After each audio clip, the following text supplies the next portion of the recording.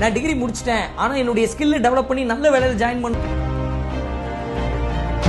நிறைய அகாடமி வந்து இந்த கோர்சஸ் எல்லாம் எடுத்துட்டு இருக்கு. நீங்களும் அனலைஸ் பண்ணி